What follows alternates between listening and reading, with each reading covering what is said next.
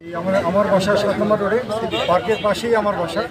এখানে যখন পুজোর যে হয়, তাদের যে মিউজিকগুলো আসে, আমাদের জন্য এক ধরনের ডিস্টার্বেন্স, যেটা আমরা একটু আগে যে ভাই বললেন, যেটা শব্দ দূষণ।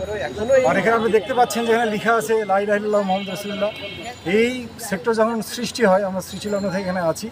আমরা শুরুতে এখানে নামাজ পড়তাম, তো এরপরে ক্রমান্বয়ে যখন আওয়ামী লীগ সরকার আসলো, তারা কী করলো, এটাকে তারা ধর্ম যার যার উৎসব সবার বলে তারা যে স্লোগানটা দিল, দেওয়ার পরে তারা বললো যে ঠিক আছে, এখানে আপনারা একটা নতুন একটা ধর্ম তারা আবিষ্কার করলো, যে ধর্মতে তারা বলতেছে যে যেখানে মুসলমানেরা নামাজ পড়বে, নামাজ শেষে লা ইলাহাকে পর্দা দিয়ে ঢেকে দিবে, ঢেকে দেওয়ার পরে তারা আবার পূজা করবে। এটা হয় না পৃথিবীতে, এই ধরনের পৃথিবীতে এই নজির কোথাও নাই। তাদের জন্য নির্দিষ্ট জায়গায় থাকতে হবে। মুসলিমস আর মুসলিমস, হিন্দুজ আর হিন্দুজ, অ্যান্ড ক্রিশ্চিয়ানস আর ক্রিশ্চিয়ানস। আমরা প্যাগোডাতে গিয়ে আমরা তাদের খ্রিস্টান ধর্ম পালন করতে পারি না। আমাদের মসজিদে আমরা নামাজ পড়ি। এখন যদি কেউ বলে যে ঠিক আছে, মসজিদে তারা একদিন করে পূজা করবে, ইজ ইট পসিবল? এই প্রস্তাব রাসূল সাল্লাল্লাহু আলাইহি ওয়াসাল্লামকে দেওয়া হয়েছিল ১৫০০ বছর আগে।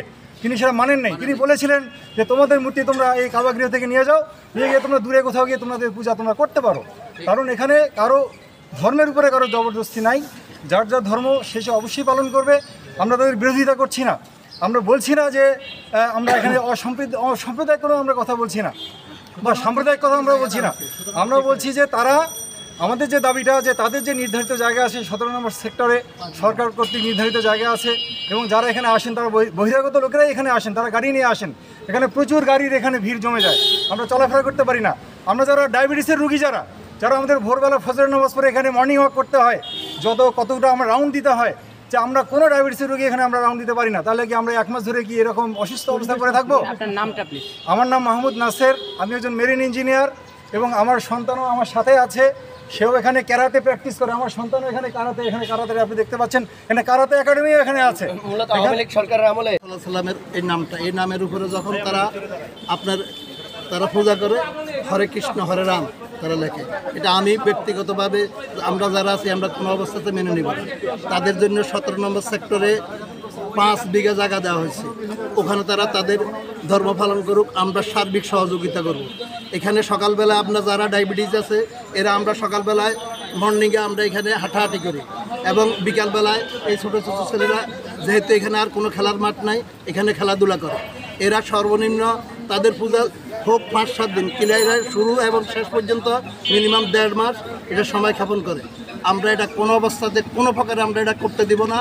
আমরা আপনাদের সার্বিক সহযোগিতা চাইতেছি। যদি কেউ সহযোগিতা করুক আর না করুক, আমরা কোনো অবস্থাতে, কোনো প্রকারে এখানে পূজা করতে দেব না। এই বছর তাদের সকল ব্যবস্থা আছে, ওখানে তারা করুক, আমরা সার্বিক সকল প্রকার সহযোগিতা করব। আমার নাম মোহাম্মদ মমিনুল্লাহ। জি, আমাদের আরেকটি জন্য যদি জমি দেওয়া হতো, তাহলে আমি বলতাম যে করেন এখানে। ওদের জায়গা দেওয়া হচ্ছে, ওর পক্ষে না যাওয়ার কারণটা কি? ওদের তো ওখানে দেওয়া হয়েছে, এটাতে পূজার জন্য না। তাহলে ওইখানে যায় না, কেন যায় না বলে মনে করেন আপনি?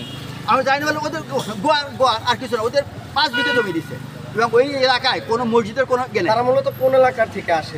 আমাদের এখানে 1% হিন্দু নাই, 1% লেস দেন 1%। হ্যাঁ, ম্যাক্সিমাম বাইরে। কিছু ভিডিও করেন কেন? আমরা অনেক কথা বলছি। আচ্ছা, বুঝছেন তো? আচ্ছা, ফেসবুকে ছেড়ে দেবেন পরে আমাদের সমস্যা। আচ্ছা, আর কিছু ভাইয়া? আচ্ছা, আমি এই সেক্টরের বাসিন্দা 3000 হবে ভাই, আজকে 3000 ছাড়িয়ে যাবে, স্বাক্ষর করেছেন। তারা কারা? তারা আছে সচিব, তারা আছে কোনো ভার্সিটি ভিসি, তারা এসপি বা আইজি, এই লেভেলের। আচ্ছা, মানে আপনারা কি যারা এখানে সনাতন ধর্মাবলম্বী রয়েছেন?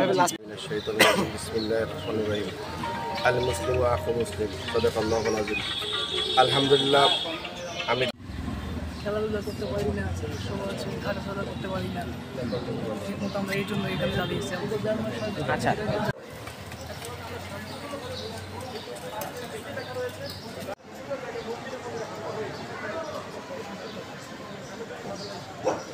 হবে না। আমরা হিন্দু ভাইদেরকে আমরা সহযোগিতা করবো। সরকার